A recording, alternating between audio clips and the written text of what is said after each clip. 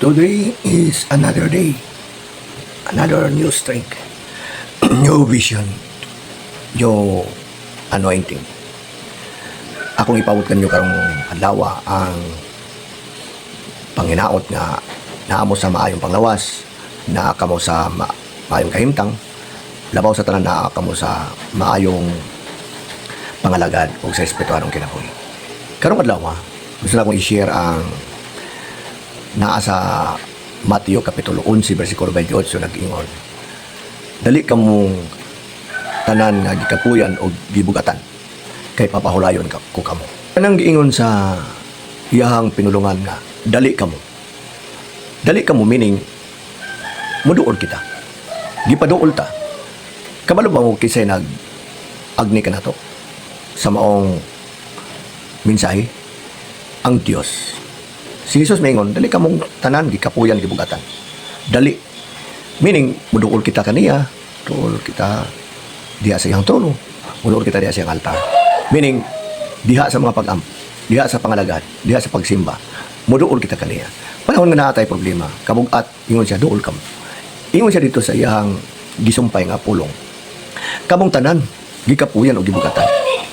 Pero ingon ako karong adlaw, bisag kinsa, naagi kakapoy, naagi kabugat, atong gidala. Pero inon ta karong adlaw, pwede ta makaduol. Dunay privilege, dunay kahigayunan nato ba nga. Free ta, nga maduol kaniya. Gihangyo man ta, nga maduol. So, maduol ta. Maduol ta kang Jesus. Maduol ta kang Jesus nga maoy maghatag nato kapahulayan. Kanang niingon sa dito, and I will give you rest. Kay papahulayon ko kamo. Kanang giingon niya papahulay. Papahulayon kaniya, parahon, i-relax kaniya. Ngano, siya'y mo hatag nimo og kagaan.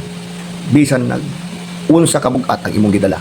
Karon, doon na kay gidala nga kabugat. Usahay kini nga atong una ba mo operate, ang atong nervous system mo operate, ang atong kining atong lawas ba kapuyo ni nya utok nato nya labi na sa kanang atong panguna-una kanang naatay problema, naatay kasamok, kagbubot nga atong nasinati sa palibot, nga kalisod, nga pagsulay, ana ba? Inon ta karon naamang kay nana ang kabugat. Duol sa Ginoo. Iduol sa Ginoo, iduol. Kitang tanan, wala exempted. Hasta pod ko, kitang tanan mo duol sa Ginoo. Why? Ngano? Kay siya'y mo pa-relax na to. I-relax niya ang atong una-una, i-relax niya itong pagbati, i-relax niya ni.